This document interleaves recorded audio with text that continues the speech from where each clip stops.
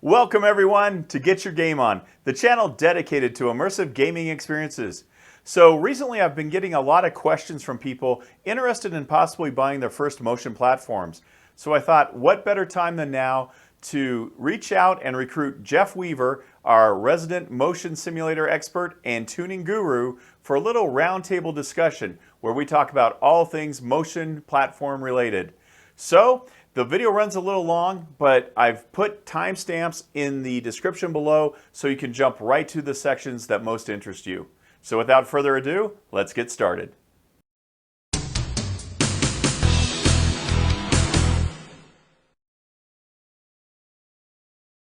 Well, I'd like to introduce a man who really needs no introduction, Jeff Weaver, although if you're not familiar with the channel, Jeff is the guru for flight sim tuning and race tunings and all things motion. He's actually the one that creates all the default profiles for SRS. He's also the gentleman that people go to as far as companies that need tunings for either race cars or aircraft or anything. So he's got a little bit of experience. So we're so happy to have you here. And I got to start off by thanking you for interacting with all the viewers on my Discord. Having a man of your stature actually interacting with people on there, I just wanted to say thank you because I noticed you are doing a lot on there, chatting with people. So thank you for all that as well. Oh yeah. I love just helping people, right? As you know, I love spreading the joy of motion simulators. I mean, that's what I love to do. I'm a perfectionist, so it's a curse at the same time. So I'm always trying to achieve the best experience. And everyone is different, and everyone has a different perception of what the best experience is. And so my big goal is just to help kind of teach what I've learned over the last, geez, like almost 4 or 5 years of really kind of Don't think diving about into it. this all the time. I Don't think know. about how long it's been. It's scary. So the reason I want to do this video for everybody is because I've been getting a lot of comments on a lot of the latest videos asking me about various motion platforms and which one's right for them, and just tons of little questions for people new to this whole thing. So I wanted to try to put this together, and I brought in the man that I think can contribute the most as far as his expertise and knowledge base. And so we're going to talk about that. So if you're interested in possibly getting into this world of motion and possibly getting a motion platform, you came to the right place, and that's what we're going to talk about. So let's start off. I'm going to start off just with the basics. Jeff, is motion really that big of a deal? I think it is. I think it's one of those things, especially when if you are into simming, sim racing, flying in sims, and there are other tertiary things like roller coasters, Mech Warrior, Yeah. and of course space flight with Elite Yep. Dangerous. If you are looking for that next level, if you're looking to, have an experience that you never thought was possible, much like, your other previous video of going to Star Wars at Yeah. Disneyland and We'll, feeling it. we'll link that. Um, We'll link that e- over there. exactly. And, always dreamed of having kind of a motion simulator. I think today is now reality. 10, Yeah. 15 years ago, they were still extremely expensive, and the software really wasn't there. And you really had to be someone was really, learning how to code, do a lot of crazy stuff. But today it's a reality. So is motion necessary? I think that's the same question for anyone. It's like uh, there's a lot of different factors that go into it. But I will say this: once you experience motion and you have a motion platform, it's really hard to go back to a static platform. It just Hmm. is. Yeah, so I would say it's that ignorance is bliss. Yes. I've said that before. Yeah. Um, but once you experience the motion, even if it's a little stuff, it's definitely something I would recommend. Yeah. For me, what I compare it to is when I got into VR from going from flat screen gaming and simming, and then the jump in immersion going to VR. For me, the motion platform is on par with that. It was the same kind of oh wow moment for me as when I went to VR. So and then you mix the two together, and obviously it's awesome. But that's kind of my take on it and how I feel. Um, motion really adds to the experience. It really completes everything. I talk about how, VR brought your immersion for your eyes and your senses up here. Motion, to me, does it for the rest of your body. So it basically immerses the rest of you into this virtual reality, and you actually feel like you're in there. So yes, is it necessary? No, but is it amazing? Yeah. So, Yeah, I think that's a key point that you said is immersion, right? As you and I know, we're VR yeah. enthusiasts. The moment you first put on a VR headset, a newer generation one, and you look around the cockpit or you look around the car, and you experience the real true 3D of being able to Yeah. judge the corner, Yes. judge the distance, right, versus a flat 2D screen. I can't play any sim on 2D anymore. No. I literally will look at the screen and I'm like, how do I judge the distance? How can I tell how far away that is? When I look around, I'm in my room. I'm not in the cockpit You're anymore. right. Yeah, the Um, 3D is a huge part of that. I mean, yeah, just in the scale that you get from that, you don't get any other way. So, you know, exactly. And then from there, for me, it goes to motion, right? The next step would be motion, like how when you turn, when you pull up, when you're diving, when you're whatever it may be, those motions combined with VR and all the other sensory input that you're now getting gives you that experience that you are actually there, right? Motion is one of those ones when it's gone and it's not working. It's yeah. like what's going on here? No, I agree completely. So now that we've basically hopefully convinced you that motion is worth at least looking into, let's talk about the important aspects if this is something that you're getting serious about. So I think there's really three in my mind, Jeff. I think the most important consideration is your budget. I mean, you've got to kind of figure out your budget. Now, motion platforms are not inexpensive. They are somewhat expensive, but it's also all relative, and there are some options now that are affordable for the average person. And so we'll talk a little bit about that. But I think budget's important. I think you've really got to look at your space in your house, because that's something I think a lot of people overlook. You really got to figure out where you're going to put this thing, and you want to make sure you get a rig that'll fit. And then, third is kind of what you want to do. Are you going to focus on racing? Are you going to focus on flight? Are you going to focus on something else? Or are you going to want to do it all? Personally, I want it all. I mean, that's what I do. So let's talk a little bit about that. I guess let's start with budget and the importance of budget, and kind of go over that. Yeah, I think price, of course, is the biggest factor, right? And determining what type of platform you get, how much movement it's going to have, and we'll get into like the different DOFs and degrees of freedom that you can get within a Yeah. motion platform. Um, and then also, is it something that is a kit that you put together? Or is it kind of pre-built and ready to go kind of out of the box, Yep. right? And that the price ranges can go anywhere from $1,000 all the way up. I was just looking at some of the prices and some of the places we talk about later, up to 64,000 euro. So 80,000 pretty much US, or it's just astronomically, in terms of the costs that you would pay for some of those pre-builds. The way I look at it is, I think most people, the average person, of course, $1,000 to $2,000 is a lot of money, right? $8,000 to $10,000 is in some cases a car, Yeah. right? When you get to 20, 30, $50,000, it's a real nicer car, Yeah. and beyond that, it's like, okay, and so how do you justify Yeah. spending that kind of money on a motion platform when you've never tried it before? Yes. Right. Yeah. So I think that's the key there is one, first sitting down and going with your budget. And I always kind of like to compare it to like a computer, Yeah. right? That's a good It, comparison. if you go out and you're going to buy 4090 or soon the 5090s with that are $2,000 to $2,500, and the computer and everything that you go around to buy, you're average going to be right around $3,000 for a computer nowadays for Yeah. a good PC gaming computer. And if you can want to push it up to 4,000, sure, or 5,000, you could probably do that. Yeah. 4 or 5 is really, with the new video cards and stuff, you're probably looking at closer to 4 to 5 for a really top tier, PC.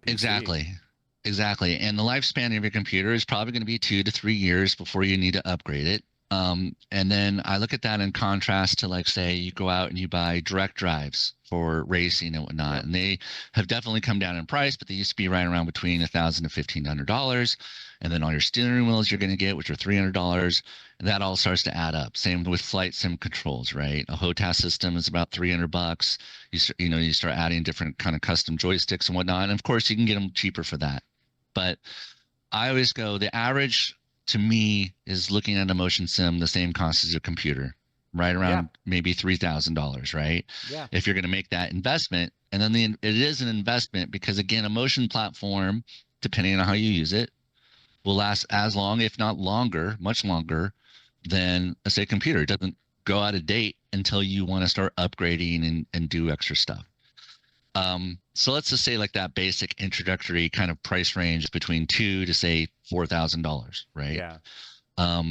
That would be one thing that you'd have to go, okay, what do I want to budget for? If you can't kind of afford that, then you can start looking at, butt movers, or basically the 2DOF or chair movers, which just move the chairs, and they're a little bit cheaper. Yeah, and Um, let's real quick, if you just heard that and you're like, "Oh my God, I can't afford that," and you're about to click off, there are options like Jeff's talking about, the seat movers that are far more affordable. And what I'll tell you is, having some motion is better than no motion. Just being able to get off of a static chair or a static floor and feel something adds the immersion tremendously versus just not even having that. So there are options. Like I think the DOF seat mover is 1,500, somewhere in that zone. And so mhm, you're mhm, talking a high-end video card, or not even a high-end video card anymore, just a mhm. really good video card for that price. So you don't have to spend the $100,000, and we're not going to really cover those high-end ones. They are out there, but I don't think most of the people watching this would even be wanting to spend that much on one of those. So, anyways, but yeah, Exactly. so I Yeah. did. So that's kind of the budget. So there is likely a motion simulator for every budget. So I just wanted to Yeah. make sure everybody understood that. Yeah, and so that's what, even with a butt mover or a seat mover or a 2DOF, you're going to still get pitch and roll, right? Hmm. And pitch and roll are, I would almost want to say, like 70% of the motion you're going to feel all the time. Mostly just driving. You're going to feel the road going up and down. You're going Yeah. to feel the road banks. The software that's out there will convert, acceleration into pitch, forward Yep. and backward. It'll convert sway into left and right roll. It'll also convert traction loss when the vehicle is moving. It can pitch it in left and roll as well, so you're getting some, movement Yeah. cues from that. And same thing with heave, of just pitching roll and pitching backwards and forward a little bit when you're going over bumps, gives you those effects. And Yeah. those effects are, how are they different than, say, a haptic, like a butt kicker? Well, you're actually moving. Yeah. It's not a vibration at the bottom of the seat. It's actually causing your body to shift. Those little tiny motion cues of just slowly, just basically even just shaking just a little bit, like even just moving an inch, is enough when you're in VR or when you're immersed in that driving, even on a 2D screen, to give you the sense that you're there, Yeah. right? That a shaker is great, but it can't shift your body, but that Right. little rock does. Yeah. So you get to that, the introductory, like, say, 1,000 to whatever, or $1,500 for a 2D, or a butt mover, and then you can start stepping into like the next category, which is like $2,000 to $3,000 to $4,000, and that's when your options actually nowadays have opened up quite a bit. Yeah. You have, of course, the DOF Reality H2, which is what, in the P3, which is what got me into motion. Admittedly, I was looking for a static platform. Um, Yeah. I just wanted something, again, to bring my immersion up a little bit more with my joysticks and controllers and So my butt kicker. so you didn't have to take your steering wheel, mount it to your desk every time you wanted to play, Exactly. and hook all that Exactly. up, and then take it all apart. Yeah, Move I all, was yeah, move. exactly in the same boat. It's like I just need Exactly. a rig, and then I'm sure I had the same experience you did. So you're looking for a static rig, and what happened? Exactly. I'm looking for a static rig, and I'm looking at, like, the SimLabs P1X frames and stuff, and they're like $1,000, like $1,200 and things like that for an aluminum extrusion. And then on xsimulator.net, there's this little ad that pops up, DOF Reality, motion. And I looked at that, and the price was just a little bit Yep. more than a static rig. Yeah. And I looked at it and was like, well, there's my cockpit. I get motion, left and right pitch, and I get this yaw axis. Let me try it out. And Yeah. that was the beginning of everything, right? Of being able to, it was really the core concept of, well, there's the static rig, so now I can move all my stuff over there, use my computer Hmm. for work, and then I get motion, um, and then that's when that door unlocks, and you go, Yeah. wow, this is incredible, and you go from there. So of course, like the DOF Reality H3 Yeah. and the P3, I highly recommend. Why would I recommend those over, say, a butt mover? One, you get the cockpit, right? Yep. You have the frame in front of you for your steering wheel. You have the HOTAS controls on the side if you want, and you have your rudder pedal So, pedals up front. So the Hmm. butt mover, just so everybody understands, the button mover is it's basically a box that you mount your seat to, and it would go under your rig or under your desk or whatever, but there's no frame to it. It basically just moves the seat around, hence a butt mover or seat mover. So Yep. you don't get that frame. So just so you understand what we're talking about here. Yep. So you get the frame. And then a big thing for me in terms of flight sims, and Elite Dangerous, of course, um, was having the yaw access, or Yeah. a lot of people call it traction loss, right? But it's essentially half of a yaw axis of moving left and right. So another axis, another degree of freedom. So you get 3 DOF instead of 2 DF. Um, and then again with DOF Reality, you have the option, and still do have the option, of upgrading Yeah. from an H3 to an H6 or a P6. And so for me, it was like, well, not only to get motion and get my cockpit, but I'm also have the option at a later date, because at that time I wasn't about to spend $7,000 Right. on a 60 OF rig, because again, I didn't know if I was going to Yep. like it. I didn't know what was going to happen. Um, and so I went that route. And needless to say, I think I lasted 3 months, Yeah. 3 months on my H3 before I bought the piece, the P6, before You I upgraded to the upgraded 60 it. OF model. Yeah. Yeah, I mean, Uh, I had a similar experience. So we actually went to the Indy 500, and I got to try one of those simulators that they have, at the display booths, and that's when it hit me about how much motion makes it more immersive. And that was a flat screen and everything, but just feeling motion, I was like, this is a game changer. And yep. so at that point, I'm like, okay, what can we do? And I was looking at the next level butt mover. That was really the only thing I thought I could afford, because it was like, everything was $50,000 and thirty thousand Yep. dollars. And so I was like, okay, I'm going to get the seat mover. At least something's better than nothing. And then I stumbled across the DOF Reality, and I was looking at the price, going, wait a minute, for just a little bit more, I get a whole frame, and it's moves the whole cockpit, and it was, yeah, done deal for me. I was like, holy cow! I was that one, finding that one company just changed my life, and now we built a Yeah. channel on it and everything. I had no idea we were going to do that, but yeah, it was that big a deal for me. So Yeah, and it's, again, it's like once you feel it, it's hard to go back without it, yeah, right? yeah, So DOF really did change that the model of bringing motion down to an affordable, place where a lot of people can buy into it, and they're continually doing improvements with the SFU gears, yep, the encoders on the motors, all the different things that they're doing to get better and better motion. Because Igor at DOF Reality is an enthusiast himself. He yeah, wants to have a better experience for everyone, and that's what's just awesome. When you start to go outside of, say, DOF, and look yep, at like what are options and prices, that's when you start getting into, say, like the around three, four, $6,000 range, depending on what you're doing. Where you can look at actuators. One of them is a place called Racing Labs, that sell actuator kits and whatnot. And you can get like a 4 actuator kit for around, I think it's around $2,000 to $3,000 now. However, you still need to buy a cockpit, right. right? It's You're going to just still that's need, just the actual. Well, and let's explain the difference. So the yeah, DOF Reality units basically use motors to move everything around. And so the H6 has 6 motors, the H3 has 3, that type of thing. So you're using kind of rotary motors to move everything. Actuator systems are a completely different beast. So Jeff, talk a little bit about what is an actuator system. yep. Good point. So an actuator system, is a singular kind of motion actuator that they would originally were used for, like a milling and kind of building different types of things, and machinery and equipment for precision accuracy. That a actuator moves on a ball screw. And a ball screw is basically a large screw that you would normally, screw into a wall, but it's a large one. And up and down the screw rides basically a nut, basically a bearing nut that kind of goes up and down it.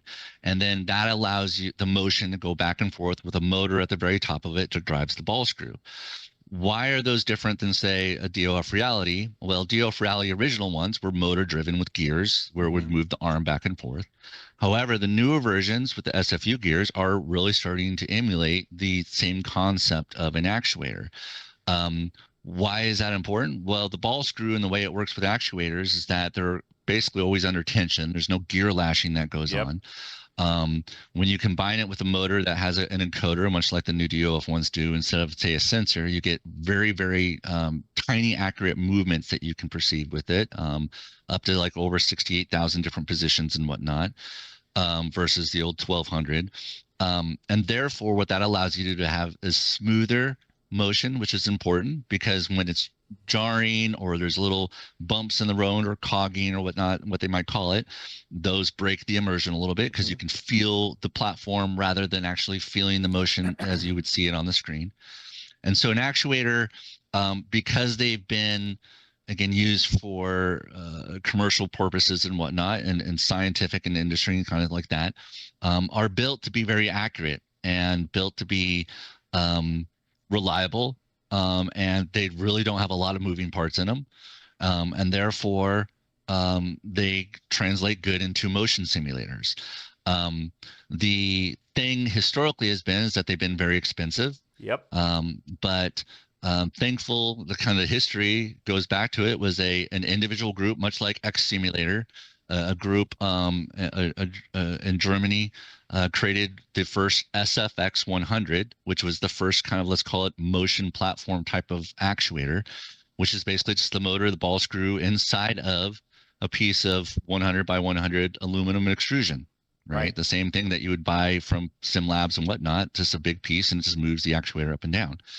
So the actuator itself, again, and DOF is catching up, but the actuator has a lot smoother motion because of the ball screw, because of the way the weight is placed on the ball screw going up and vertical and whatnot, or preloading lateral in terms of moving it back and forth. It just gives you that option of just one, using individual actuators, but two, placing them on your platform depending on how you want to place them. Right? Because they're independently controlled, you could put 4 actuators on, say, a SimLabs P1X, like my platform here, and just control up and down the pitch. And so you have 3 DOF, heave, roll, and pitch. Heave, roll, and pitch. And then you can move other actuators down below it to be able to move it sideways so you can get sway. Another actuator, which moves it back and forth for surge. And then those 2 actuators on the bottom that do sway can move independently of each other or opposite directions, and therefore you get yaw, right? Or the front actuator doesn't move and the rear one moves, you get traction loss, right? So you have a little bit more freedom with, say, an actuator platform because you can always change out your cockpit later on. Actuator platforms are another option in terms of purchasing. Now, when you look at a lot of the pre-built systems, like, for price-wise, you start going into things like D-Box. You start getting in places like Motion Systems or Cubic Systems. They build their own actuators. Those systems are going to be pretty expensive. Like a D-Box system, when I was looking at it, start going from like $8,000 up to $60,000. And the 8,000 is like very little motion. You're talking very exactly. Little It's motion 3 DOF. Yeah, it's like 3 DOF, and you might be able to find them cheaper in certain ways. But again, you're buying into their system. The same thing with Cubic System is like getting into basic systems starts to get to like $25,000 for a 6 DOF rig, right? In that you get, again, a pre-built system. But you're also utilizing their software. You're in their ecosystem. You're going to be within their community as well. So that also comes into a factor as to, like, how do you get your help? What kind of motion profiles are there, et cetera, et cetera. And that community can be smaller. Why? Because the entrance into those platforms are so much more expensive. I like to look at it as like, if you have 7 figures coming in, then those might be like the types of platforms you might want. You don't Not have time me. to deal with it. Yeah, exactly. Not me. So, Um, YouTube's not so that big yet. So exactly. So the options become like, well, can I build my own, right? And again, that's not for everyone, right? It's much like working on cars or hot rods. There's people that go out and buy the hot rod when it's already built, and yep. there's people that buy the old classic and they fix it up and they spin it and work on it and make it themselves. If you know how to work a wrench, then I would say look at potentially building your own. The So what? information's out there more than So you were anything. talking about, I think, esports. So talk about Yeah. the DIY So solutions if you want, because who would you say an actuator system would be for versus the DOF or motor driven system? I Let's would talk say about who would be looking at which. if it's something like if you can work on your car, if you can change your oil, if Yeah. you can do basic things like that, then I would say like look at places like e-racing labs, or look at things like Departed Reality, which also builds bigger platforms and stuff, or join some of the groups like Motion Sim Builders and whatnot, which is the sister group for DOF Reality builders on Facebook. um, that that if you know how to turn a wrench, if you work on things in your house and do stuff like that, build things, then putting together a motion simulator really isn't that terribly complex. There's a lot of new devices out there, such as again like e-racing, like using a Thanos controller, using e-racing labs actuators, um, getting the ASD types of controllers. I know it's kind of all weird Klingon right now, but once you just really dip your toe into it, it really does make sense in what you need to do just to get basic motion to work. Because the basic motion will work with Sim Racing Studio, Sim Tools, and Fly PT Mover, which are some of the bigger, software out there, as well as Departed Reality's working on. So what kind of cost are you looking at? Let's say, okay, I feel confident I can build it on my own. How much is this going to cost me to get one of these build-it-yourself actuator systems? Roughly. And again, prices change all the time. We're just talking about in general.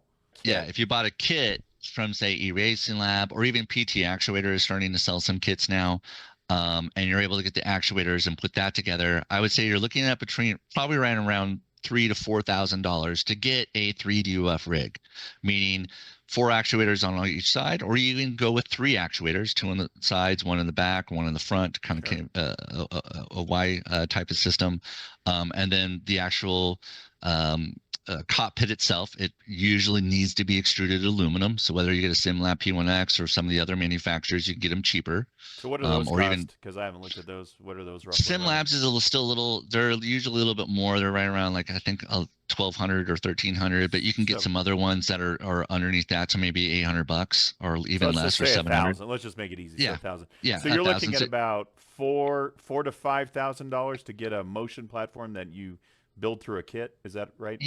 Yeah, because again, on there, I would say about 4, but then you're going to need to get a chair or a seat, right? You're going to have that in there, and then, we'll put that together. And then, a housing for the controllers, which control the actuators. So you'd have to get a little case, a little server case or something, that you want to get. And so you're right around like $4,000 to $5,000 for, say, a 3DOF actuator platform. Okay. And again, those we'll give some links or something like that. Yeah. Then you go from there. You go, okay, well, what's next? Now I can get a 3DOF from DOF Reality, where it's put it together out of a box, where I need to go assemble these parts and whatnot. From there, that's when you start going, okay, I have 3DOF, about 4,000 to 5,000. Do I want to go more? Right. Okay. And that's when you go, well, I want more motion. I don't want to just pitch, and I don't just want to I want to be able to go up and down. I want to go forward and backward. I want to go left and right. Yep. You want to achieve, let's call it the holy grail, which is 6 DOF, right? Because no object in the universe can move more than 6 degrees of freedom. There's no 7 degrees. There's no 8 degrees. That's not what my comment section says. So let's real quick. Let's transition to talk about the degrees of freedom for those that are new. So we're talking about there's 6 degrees of freedom total. There isn't 7. There isn't 8, like Jeff said. And so you have your pitch, you have roll, you have yaw, you have surge, which is forward and back, you have sway, which is side to side, and then you have heave, which is up and down. So that's it. That's it. That's all you can move in the universe. That's the laws of reality and the 3 dimensions we live in. only Yes. have 6 degrees of freedom. And you can think of the rotational axes and the lateral axes, right? Or translational.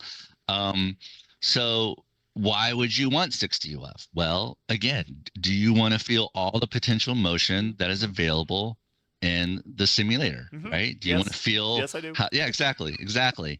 Again, it's the I like there's a lot of different analogies I can use. It's like music. Do you just want to hear the bass and drums, the bass, the drums, and the guitar? It's like, I don't know. There might be nice to hear a singer every now and then. There might be nice to hear some backup vocals and maybe a keyboard player to give you the full amount of music that you can hear in terms of everything that you can possibly do.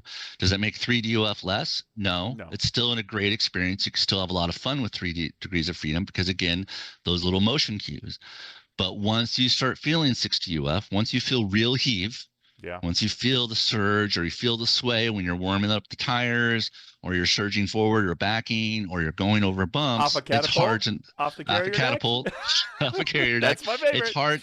It's hard to go back to just say 3DOF. Again, it's about building those layers of immersion. So one of the classic things I would always hear is, well, is it worth the cost? Exactly. And that's what I was going to say to wrap up kind of this actuator. So what are we talking about if we're talking an actuator system? Because you have an actuator-based system that's 60 OF. What is somebody looking at cost-wise if they're like, man, I want it all. I want 6 degrees and I want actuators. Roughly, what are they looking at for that? Well, the cheapest option, honestly, is still the DOF Reality H2. But that's not an actuator. It's not an actuator platform. So if you want an actuator platform. If you want a true 60 OF actuator platform, and you're going to say, let's say first, let's go with you buy it pre-built, right? A pre-built 60 OF actuator, you have 2 options. You have what's called a linear platform, which is what I have, which means it's moving linearly with the actuators up and down or left and right to be able to sway or forward. And it's built on a P1X frame like my actuator. I'm sure you'll do some pictures or you can watch some of my other videos and some motion tuning. Those are probably going to run you starting around almost $15,000. Right? Why? Because it's like they're going to build the frame, you're going to give you all the actuators, you're going to have to still put it together, etc. You could go up from there as well, higher. That's when you start getting the other systems and stuff like that. Might be 20,000.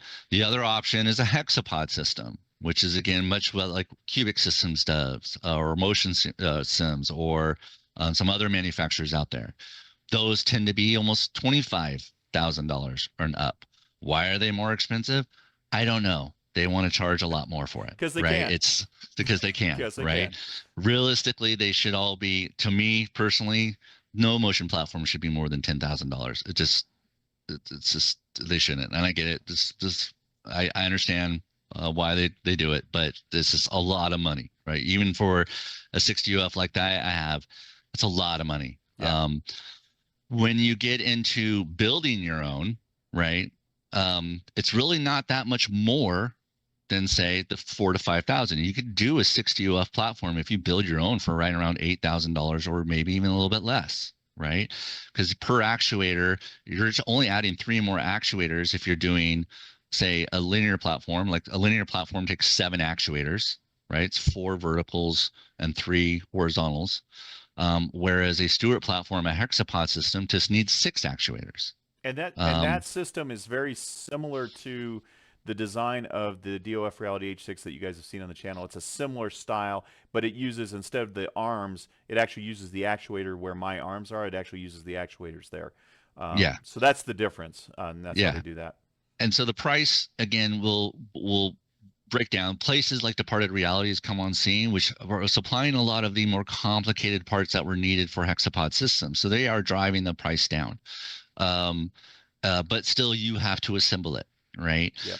And it gets back into like, what would I recommend for the first time person? It's like, I don't know if I would tell someone to jump right into a hexapod system. There's a lot of things you need to put together, which are everything being in the right angles and whatnot, using software that supports hexapods aren't as commonly known as, say, like for linear platforms. Whereas if you bought a linear platform, you could buy 4 actuators and have that going, and then later on add a few more actuators on bottom, and then you have 60 UF, right? Right. I'm a proponent of linear actuators. I think they are comparable in many regards to a hexapod system, or and they have their bonuses and they both have their negatives.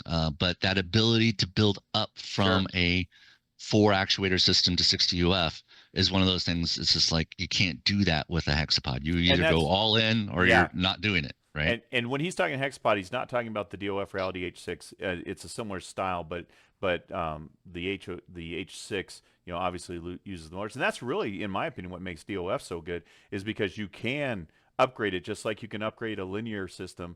You can upgrade their systems to start at 2, go to 3, go to 6, and so I think that's a big advantage as well. And Yeah. that's why I like the DOF Reality stuff. So. Okay, and then we talked about the space thing, and this is something that's important too. So think about a lot of these actuator systems that he's talking about, especially the hexapod ones. One of the things you've got to be concerned with is the size, because these things and even some linear systems are fairly large. So these are the type of rigs that when you get them in your house, number one, some of these that I've seen, you have to have them on a cement pad or something. Like you wouldn't even want to mount them or have them in your house. And so you got to be real cognizant of that. And some of them you have to get like a step ladder to get into. So just be aware of what you're looking at and make sure it fits the needs that you're looking for, because some of these things are monstrous. So Yeah. just And be aware of that. that's the nice thing with like the H3. It's very compact. Yes. And, even with the yaw motion, I used to have it in my office, which was in a really small space. And that gives you that freedom to move around it and do things. This Yeah. thing is much bigger, right? I almost want to say it's 4 feet by 6 feet in terms of its overall footprint. I have a big 49-inch monitor on it, but you also need to account for leaning and moving around. Yep. And at the same time, which is important, which I don't think a lot of people take into consideration, is you working on the rig. You being Right. able to move around it, get into it, change out controls, do some wiring work, adjust things. Yep. So being able to get on both sides is important. Being able to get in front of it at times is important, or else you're going to be crawling against walls and trying to do little things. Motion simulators to me are also like, in a way, race cars. This is your race car. This is your Yeah. personal private jet. This is your personal spacecraft, right? But you're not going to be taking it to the mechanic to get worked on if something gets loose, right? Yeah. Um, so motion platforms move, they shake just like a car. So that means that depending on how you did the bolts, you might need to tighten the bolts every now and then. There might be something that comes loose. There might be something that breaks one day, Yep. because anything mechanical, moving and whatnot, depending on how you have it tuned, Yep. can break. It's a thing where I tell a lot of people they want to feel the motion just like dirt rally, and I always remind them, you got to remember they replace the suspension in those cars after every race. You're not going to be replacing your tie rods or your actuators after Yep. every time you race either. So you need to be careful of those things and cognitive, and do maintenance on your rigs, which is going back through, especially DOF when you first get it, going back through and retightening your bolts Yep. the first couple weeks, and then going back after every 3 months, going through and making certain pieces are lubricated, whether metal on metal wears, just as a simple fact. Yep. And same thing with actuators. Make sure that you go in there and use like something like super lube or something like that, Yeah. to grease things, to make sure everything's working properly. And Clean it, the keep the biggest dust thing away. I would recommend too is you've got to make sure you listen, especially if you're using it in VR. Yep. You need to always, not always. I mean, get in your sims and enjoy them, but from time to time, you need to just move around in that thing with headsets off and listen and see if you're hearing any new noises. It's going to make some noise that just it does, but you want to hear metal clanking or something that just doesn't sound right. That is your best tell that I better take a closer look at my rig and see what's going on. And Yep. so talking about noise, how loud? You've got a lot going on in your rig. You've got a full platform on it and all that. How loud is this thing? I mean, what's the noise factor? Because I've never had that type of rig. What's the noise looking like? Because I know that the DOF stuff is designed to be relatively quiet. I mean, these things are really good for the home use. What is an actuator system on a noise level like? So that's a really good point. That's a segue I actually have in my notes too, to talk about noise. Okay. Is noise in terms of the platforms is a factor, right? So for actuator platforms, for noise, when I first was looking at platforms, I was actually really turned off by a lot of the noise that I would hear from certain types of actuators. The reason why is because number one, kind of a big source for actuators in terms of noise is if it's an actuator with an offset motor. Okay. Why? Because that offset motor from the actuator will use like a gear or a belt, usually a belt that drives it. Well, belts make noise, right? Okay. Um, and they can make a high patch winning noise or things like that, whining noise. Um, and even the same issue can occur when you have large actuators and you're starting to get to like say hexapod systems that have a say a 600 millimeter throw, right? A standard actuator for like say my platform is 150 to 200 millimeters, right?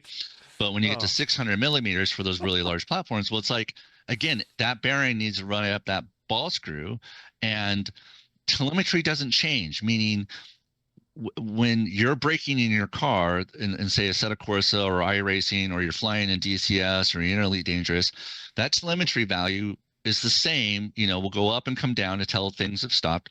It doesn't care if you have 100 millimeters of travel or 600 millimeters of travel, right?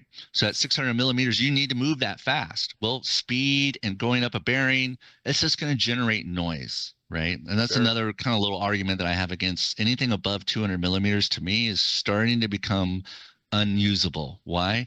One, because of the noise, but two, the telemetry doesn't change. So now you have to go up and come back down in the same amount of time as 100 millimeter.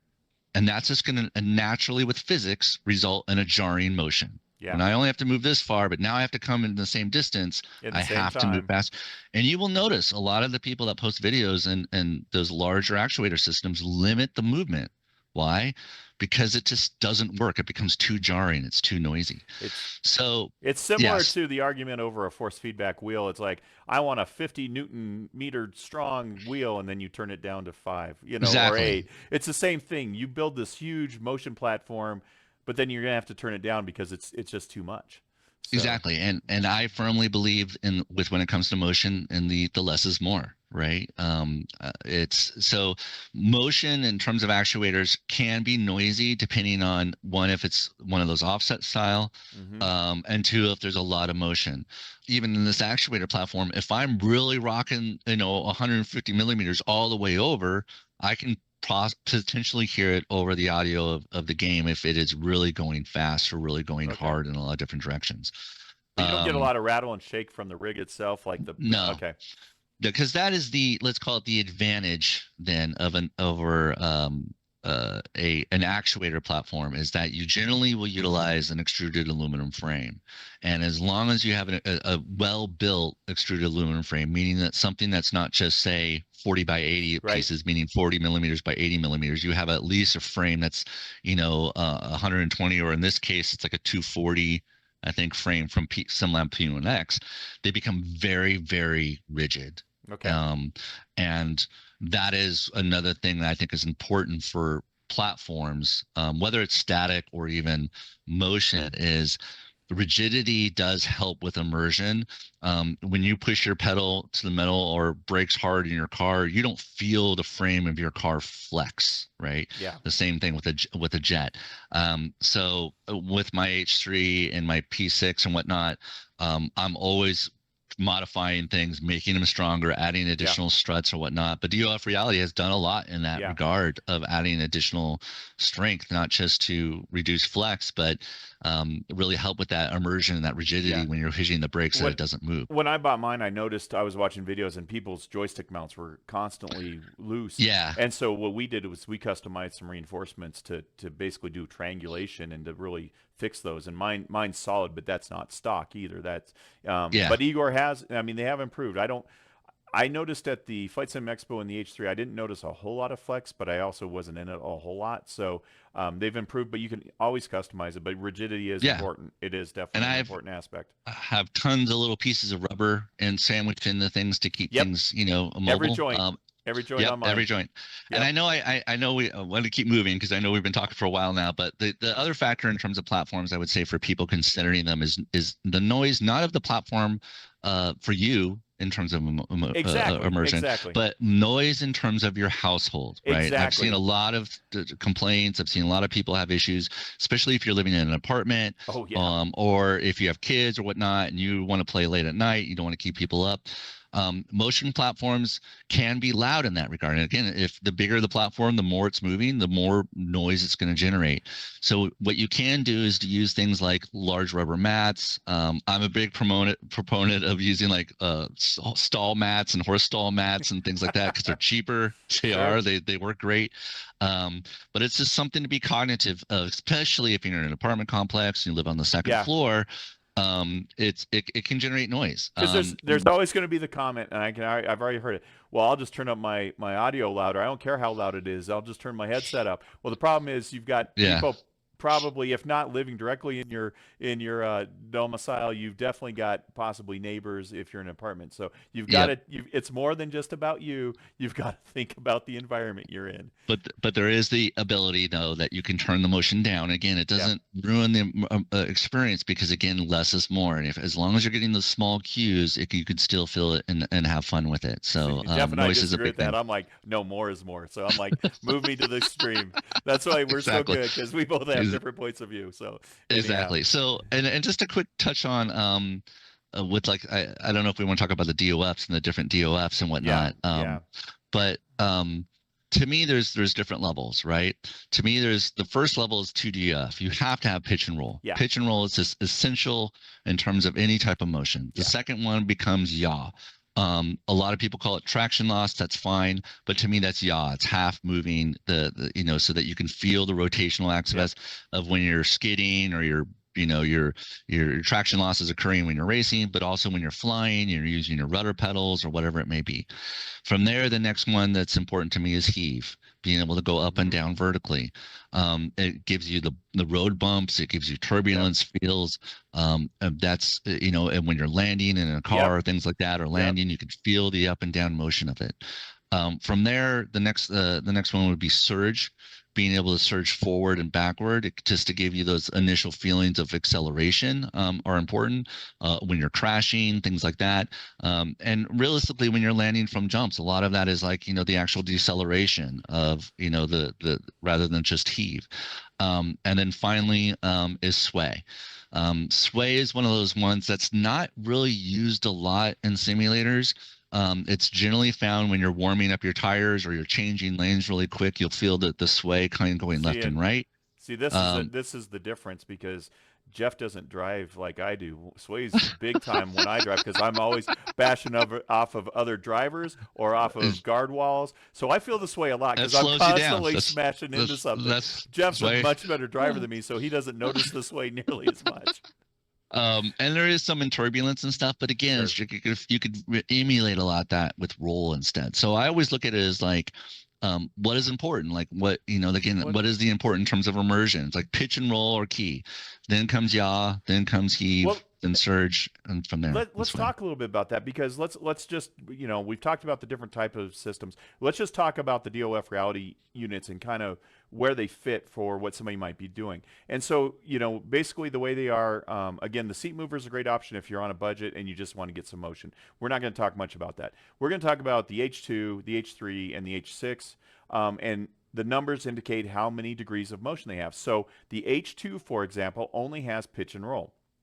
So for me, that's ideal actually for a lot of general aviation pilots. I mean, if you're on a budget, let's start with the caveat, and I think you've said this before.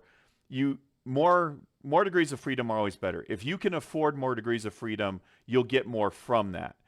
But if you're on a budget like most of us are, where's the most bang for your buck? So for me, the H2 is great for general aviation guys. Even maybe a little bit of dogfighting and stuff, but you don't have the yaw, so it's going to give you really good pitch and roll, and it's going to be ideal for that.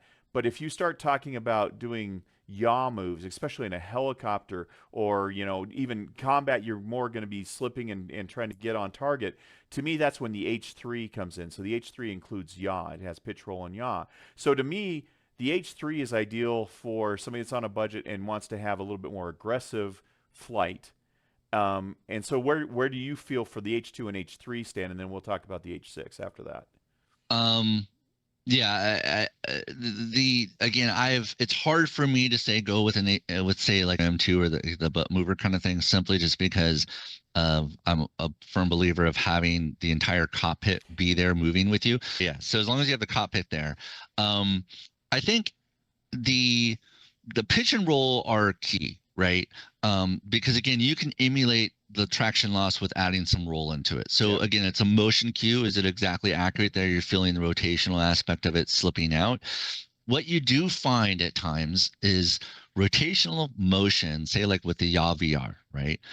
Most of the time, rotational movement, and say the YawVR will match like say a compass heading, right? Right. Well, that's not a lot of feeling that you're going to get. You can sit in a chair and someone can rotate you slowly, but do you really feel the rotation? Right. Maybe a little bit, right? What's more important is the speed of that rotation, right? And that, or what I think of is more is the snap back from the rotation when the tires catch and it gets you back into line where you're going, right? Because there's oftentimes you're not going to feel it sliding out really a lot until it catches or there's a fast motion, and then you feel it kind of snap back. Again, those motion cues I talk about. So if again that kind of goes back into price, is the experience that much better with having rotational access than say without it? I go, for the price difference, I would say yeah, like you should get having a rotational access is another degree of freedom. There's a lot of, especially in racing, right? If you're a racing enthusiast and you want to go race, that is exactly what I was going to mention. Traction loss is huge there. That's right? really where the H3 comes in, because we talked about flight, but the H3 is so critical. If you are into racing, you want the H3 over the H2 because of that traction loss. You want to feel that back end. That's such an important cue when you're driving. So if you're heavy into racing instead of general aviation, don't even think about the H2 in my opinion. You want to start at the H3 level. And and we'll circle back around to the yaw, because now that you brought it up, there's going to be people interested in it. But let's finish off with, so since we're talking about racing now, I think I know how your opinion is, and I know what my opinion is for racing for the H6. So there's an argument out there that the H6 with all 6 degrees of motion is ideal for flight because you're moving in flight, and for racing you only need the H3. I don't agree with that, and I don't think you agree with that either, right? Yeah. So I think so. It all depends on how, let's call it the motion profile and what you're trying to do, right?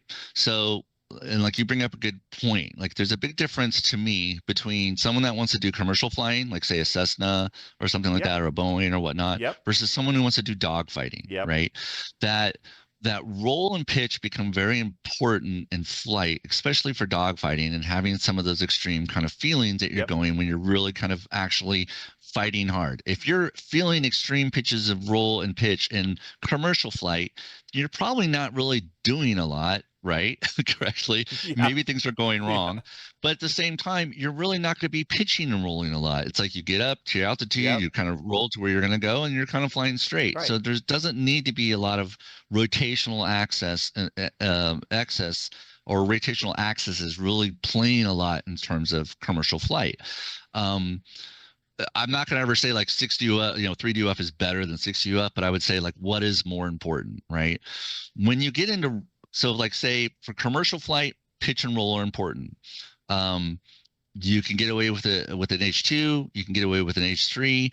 Is an H6 important for flight sims in that regard? To me personally, no. Why? Because there's not as much rotational axis as in say an H6. You're really not going to be using a lot of the sway and heave for turbulence, but sway and surge in terms of commercial flight. So you can still get it, and it still will give you a great experience when you're in it, but is it as important? See, and so I've got to step in here, because this is where you and I disagree a lot, because I obviously like a lot of dogfighting, and for me, the H6, the surge is huge because of when you do the catapult launch. And even when beyond that, because that's just when you're taking off or when you're trapping and it throws you forward, in my case, I love that. And that feeling without that would just, it would be terrible. In addition to that, the surge is great when I'm running the throttle and I give it a little throttle and I get pushed into the seat, or when I come off the throttle and I kind of come forward. and that's all the surge axis. And I know you can imitate that with pitch a little bit, but there's something about the linear side of that that's huge. And then the biggest thing, when you're coming in for a landing and you have that heave when you hit the deck or the ground or whatever on the touchdown. So to me, I think the H6 is, I agree with you, it's more important for racing, but I still think for me it adds so much to my flights that I wouldn't be willing to give it up. I Well, love those extra little things. that's why I'm like I'll never say Yeah. 3 DOF is better than 6, because 6 DOF you get everything, Yep. right? And then especially like what you're saying is say dogfighting or military flying or in a helicopter in combat or even in a commercial helicopter. It's like those extra effects will add to it, right? But what I don't always say is like I don't agree with, which is like the H6 is really what you want to get for flight. And Exactly. you know, I'm like, no, the H6 when you get into racing. Yes, let's talk. That's what I want to talk about, because the general mindset is you don't need an H6 unless you're going to do flight. For racing, you want an H3. I don't agree with that at all. And I disagree with that as well. And let's let Jeff tell you why that's not the case. The keys are, one is of course heave. You're going to feel all the different changes between when you're going over chicanes, you're hitting the curbs or whatnot, but chicanes are a big deal. You're going to feel the difference in road telemetry when you're going over little bumps or little things like that in terms of heave, which is huge. You're going to get sway, right? Now, sway is big to me in racing. When you're racing and the first time you overtake someone to turn out from, you know, if their draft to go forward and you feel the rig do that, the first time you're sitting there and you're warming up your tires and you're feeling the rig actually have sway going back and forth. It's first time you trade paint with someone on a NASCAR going, bonk. You know, bonk, and you feel it kind of push you to the side. Sway is there, right? Then you throw in surge, of course, right? When you're taking off on the line, when you're letting off on the throttle, and more importantly to me, when you're shifting gears, right? And you're feeling the actual linear surge happen. Of the deceleration, you know, of receleration and whatnot, or you're just even feathering the brakes or the throttle and you're feeling it move laterally forward with surge. That's incredible, right? And then you throw in, you know, the full, to me is you have full yaw now. Like people say traction loss. Traction loss is just half yaw, right? It's just 0.5 yaw. But when you have the full yaw and you're feeling the car really rotate on the different axes and stuff, or when you're in flight, but especially for racing, it just feels more realistic. Then the other piece is you get, which is to me important, is the H6 is a hexapod, and the center of rotation, you're right in the center. So it feels, and with the frame itself, as it moves around, to me, it feels more like a realistic car than it does, say, the H3 in terms of pivoting on the U joint, which is directly underneath the seat. So it just lends to itself to a more realistic experience. And I wouldn't say like, I would say you can get away a lot with flight on the H3. Of course, the H6 is going to be best for flight too. And of course, the H6 is going to be best for racing because, again, you're getting all the DOFs, right? But I always never liked that argument of like, the H6 is only for flight and you only need an H3 for racing. Like, no, you haven't tried racing until you're on an H6 and, absolutely. And feel all those things. And when you can't. When you're in VR and you hit either a guard wall or a car, it feels like you just hit something. I mean, it feels like you just hit something. And then my favorite thing of racing, and it's a small thing, but when you're running down the track and there's like a crack or the transition from asphalt to cement, and you go over that seam and you get that boom. I don't know why, to me, that just is so immersive because it's like I'm on the ground and I feel what this road is doing. And so, you know, that heave is just a huge part. So I agree with you. To me, if you came to me and asked me, okay, I'm looking at an H3 or an H6 and I fly, I'd be like, well, the H6, obviously I've already made the case for why I like the H6. But if you come to me and say, I'm thinking about an H3 or an H6 for racing, hands down the H6. I mean, absolutely, unless you can't afford it. Again, that's always a caveat. Some motion's better than no motion. But if you can afford it, the experience racing in an H6 is second to none. It just is amazing to me. I love it. So, and it's like we said, it's like once you experience, like I will always have a 60 UF rig, whether it's the linear actuator. I doubt, you know, sometimes I toy with doing a Stuart, but I come back to reality. I'm just like, I just like how I have it. But anytime like one of those axes are not there, I feel it, and I Yep. know it's not present anymore. Yep. And so people will get a lot of questions like, is the price worth it? And it's like, that's a hard question. Yep. I will always say yes, it's worth it once you're able to afford it, right? Yes. But I agree with you. It's like, no, some motion's better than no motion. And if you can't afford it, start basic. Start with an H3. Start with 4 actuators or 3 actuators and a 3DOF, and Yep. then add on to it later on. Yep. Everyone is different, right? I've seen many people buy motion platforms and just don't have the time for them, you Yep. know. And then other people buy them and go, gosh, I wish I would have got an H6 right away, or I wish I Yeah. would have just got this right away, I've heard right? that from so many people. They start with an H2 or H3 and they're like, I should have Right. just bought the H6. You I know, I've heard it's that a lot. if I always look at it as like, if you dreamed of having a simulator, if you dreamed of having a holodeck, if you Yeah. dreamed of being able to go and go to a military base and jump in their simulator, or go to a training camp with racing, it's like motion platforms are for you. Yes. If it's one of those things that you think might be cool, start off cheap, Yeah. right? And then you can always resell it or whatnot and get out of it, and that way you don't have a lot of a huge investment. But you will need to have the time for it, right? There's many people that get motion platforms, and there'll be times that you get your platform and it sits there unused for months, right? Not mine. Because because there's times where interest might come, but it's there for you when you want to get back into Yeah. it, when you have the time for it. And like I said, it's like, once you try it, once you have it, Yeah. it's so hard not to use it, not to have it Absolutely. anymore. So let's circle back around to the YawVR because Yeah. I have a lot of questions about that through comments and emails because I did get the chance to try it at the Flight Sim Expo. And I guess let's share our thoughts because realistically, that is the option. I think realistically, most people, if they're looking at starting into motion, they're probably looking at a Yaw VR or and a DOF Reality. Those are probably the two main choices. So, what's your take, or what? Give me your feelings on the Yaw. And let me start. Let me start by saying, Yaw apparently has some. There's delivery issues, and there's some things that I've heard about. Um, we're not going to talk about that because I don't know that well enough. I do know that a lot of backers, original backers, still haven't got their units, but I don't know really more than that. But we're going to talk about the platforms themselves and not really talk about the politics of what's going on with the company. You guys can sound off in the comments if you have more information than I do on that. What's your take on the YawVR series? And it's basically, just so you understand, it's basically a 3DOF. It has extreme pitch back, and it has roll, and then it has the ability to yaw 360 around. So that's what we're talking about as far as the Yaw VR or the Yaw 3. Um, my personal opinion is, it is they it's a device that I think should have been bought out by Sony and put up as $7.99 and used for kids in front of a PlayStation, Okay. right? All right. Um, Well, there you go. uh, There's Jim's honest opinion. not to degrade it, but Right. it is to me a console like Ah, okay. controller type thing that Okay. isn't to me what I would consider something that you would want to go into, say, a hardcore simulator.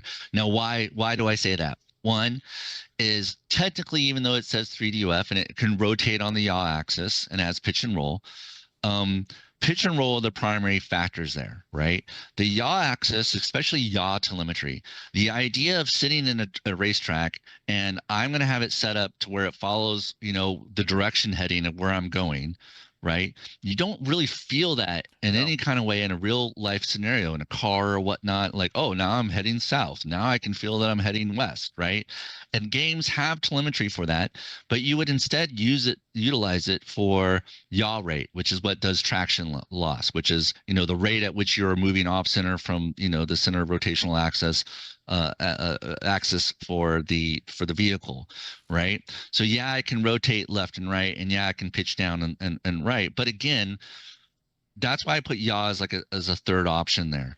Yaw is great for when you're losing traction loss and things like that, or yaw is great for when you're using your rudder pedals. But I always go back to, like, how often do you do that? Yeah. How often are you making such changes in your flight to where you're going to feel the rotation of your rig?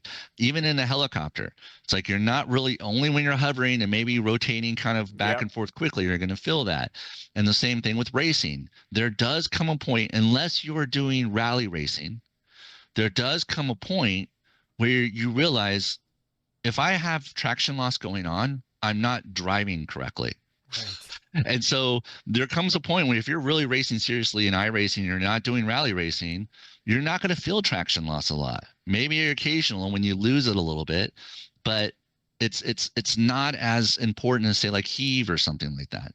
And I know I'm making almost an argument against the H3, but the idea, when I'm looking at the YawVR one, which is they base so much on the whole Yeah. rotation Yeah, aspect of that's it, it's the like big selling factor for that. Yeah, 360. it's and doing 360, it's like you just don't feel that in real life. It's like, even on a roller coaster, the rotation of the rate of rotation as you're going around, you're just not going to feel the real kind of way it would actually feel in a roller coaster.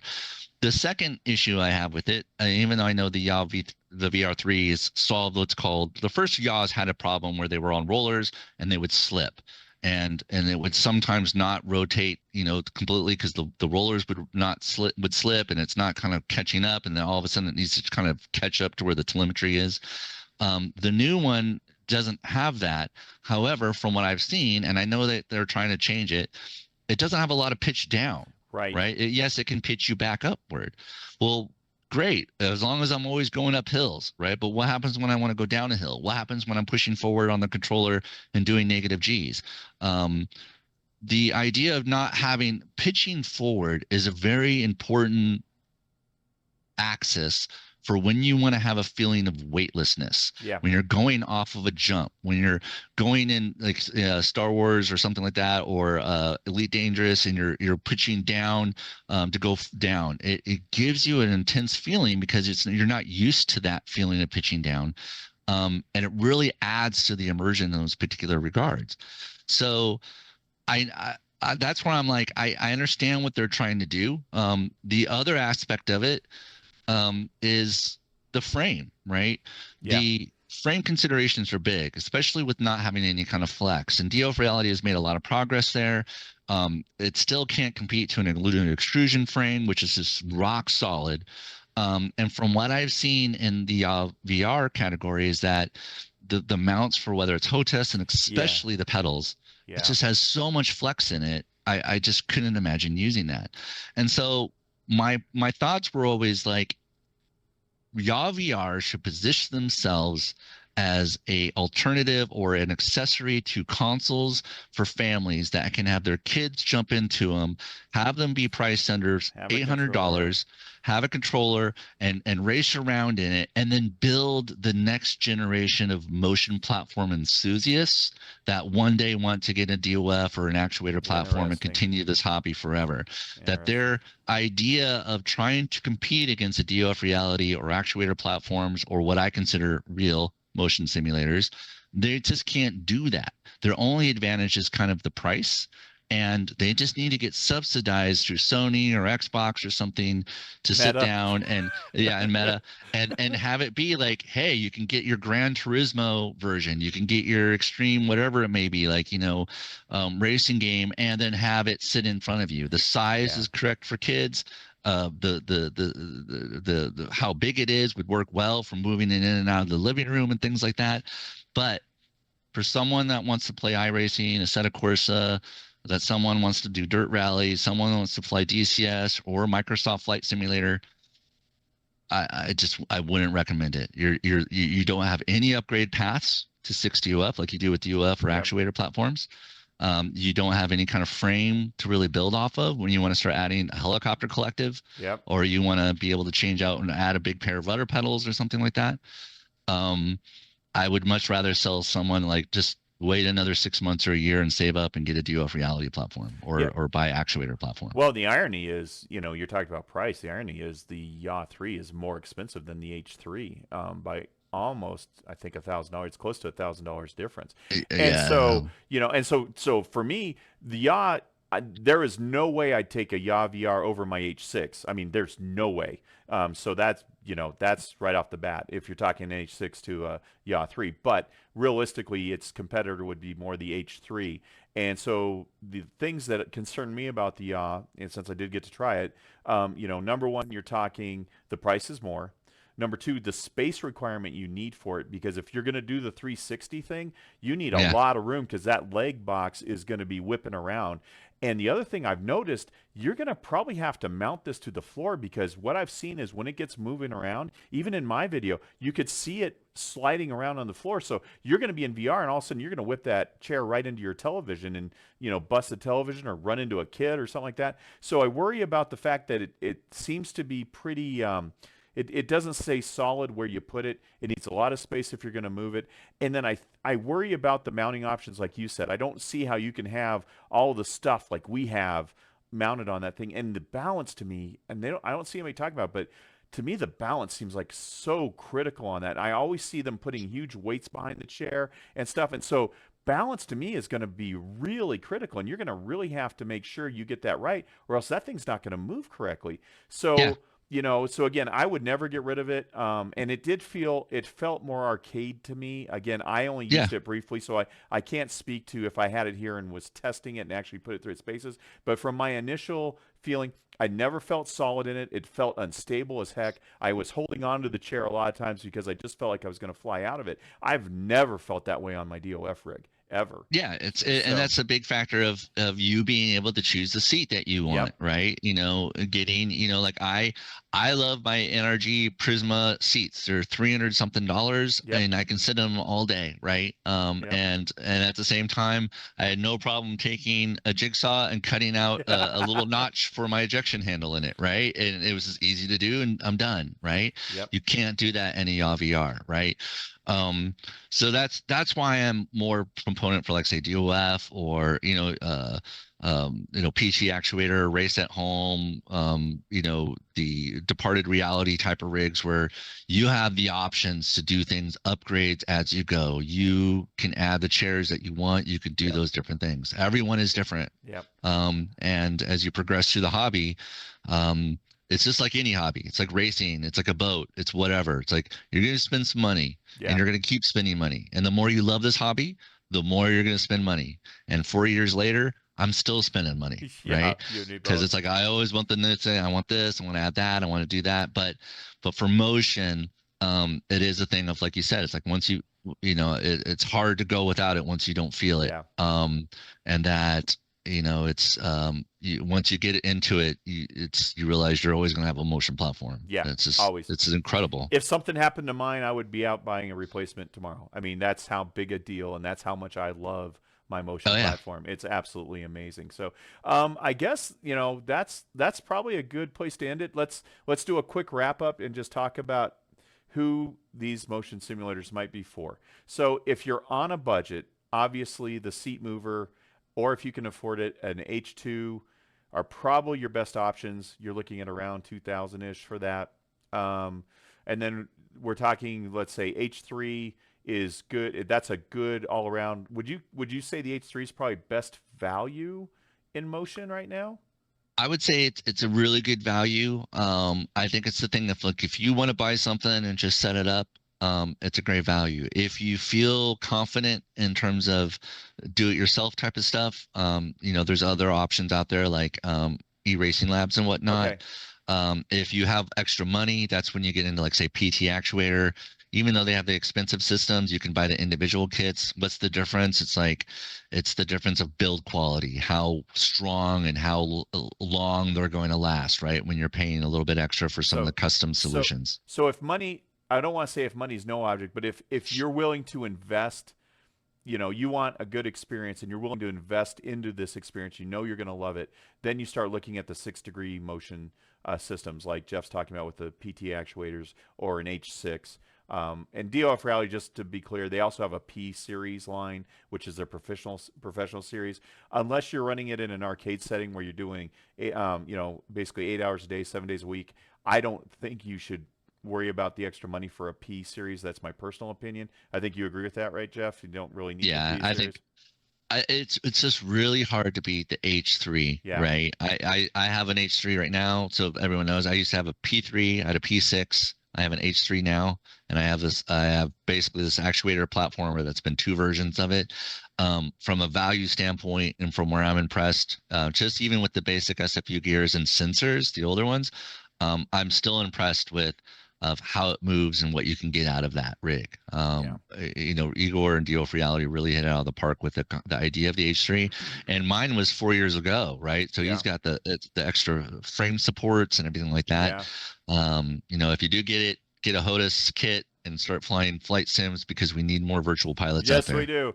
We definitely do. And so the H3, I think we agree, is probably the best value unless you're going to find a model that you can build yourself if you're so inclined to that. And then the other thing, I mean, the H3 really does tick all the boxes because it's relatively quiet, it's affordable, and then also the size of it, it'll fit just about anywhere. And that was the biggest thing that I was impressed with. So I agree with and you. you still need to put it together. Treat it as a kit car, right? Go into it eyes wide open. It's not going to come built out of the box. You're going to put it together, and you still need to actually put time into it after you put it together to make sure the bolts stay connected. Always. And all that different stuff. So it's like get to know it and have it look at it as your car, right? Look at it as your airplane. And now you got your car and your airplane. Now you're out on the racetrack or the airfield with all the other people, and take pride in your machine and keep it running well. Absolutely, I agree with you 100%. So I think we'll end it there. Thank you, folks, so much for taking the time and watching this. We hope we've answered some questions you might have had about this. And obviously, if you have any other questions, feel free to put them in the comments below. I'll do my best to answer them. If I can't, I'll get Jeff to answer them. But Jeff, I got to thank you again. Thank you for taking the time. I know you're a very busy man, and I know you got a lot going on. And the fact that you can spend time on our channel and share your expertise with my viewers means the world to me. And I'm proud to consider you more than just a colleague. I consider you a friend. So thank you for hanging out with me. Thanks for sharing your expertise. And that'll wrap it up. So hope everybody enjoyed it. So until next time, remember to get your game on. On. Bye.